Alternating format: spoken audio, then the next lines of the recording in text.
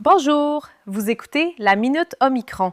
Aujourd'hui, on part d'un grand chantier qui change tranquillement notre façon de prendre rendez-vous, de consulter nos résultats et de communiquer avec nos équipes de soins. La transformation numérique de la santé au Québec. L'idée de départ est simple. Pendant des années, l'information de santé est restée dispersée. Un résultat d'analyse dans un laboratoire, une note de consultation dans une clinique, un rapport d'imagerie ailleurs. Résultat, on raconte plusieurs fois la même histoire, on refait parfois des examens déjà faits et le suivi devient un casse-tête. Le numérique cherche à corriger ça, avec 3 objectifs. Améliorer l'accès, limiter les erreurs et rendre le parcours de soins plus fluide.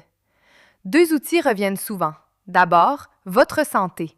C'est un portail gratuit pensé pour les besoins de tous les jours. Il vous oriente vers la bonne ressource selon votre situation, vous aide à obtenir un rendez-vous quand c'est requis et vous donne accès à certains de vos renseignements de santé. Ensuite, le dossier santé numérique. Le principe, vos informations suivent votre parcours en temps réel et deviennent accessibles de façon sécurisée aux équipes de soins autorisées. Une application mobile accompagne le déploiement.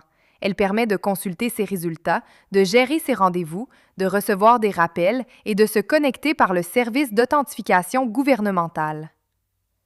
La centralisation de l'information soulève forcément une question, la confidentialité.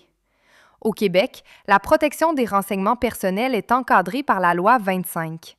L'accès au dossier est réservé aux professionnels autorisés de votre parcours et il est journalisé. Centraliser ne veut pas dire que tout le monde peut voir votre dossier. C'est un point important à retenir. Autre chose à garder en tête, ça se déploie par étapes. Un outil peut être offert dans une région et pas encore dans une autre.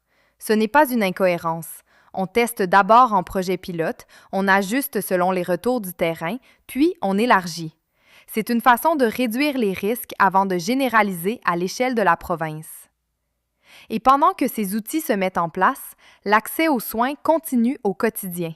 Si vous cherchez à consulter un médecin sans attendre le déploiement complet, Clinique Omicron offre la consultation en personne et la téléconsultation à nos points de service au Québec. Le lien vers l'article complet est dans la description. Article rédigé par Geneviève Dosti, rédactrice santé chez Clinique Omicron.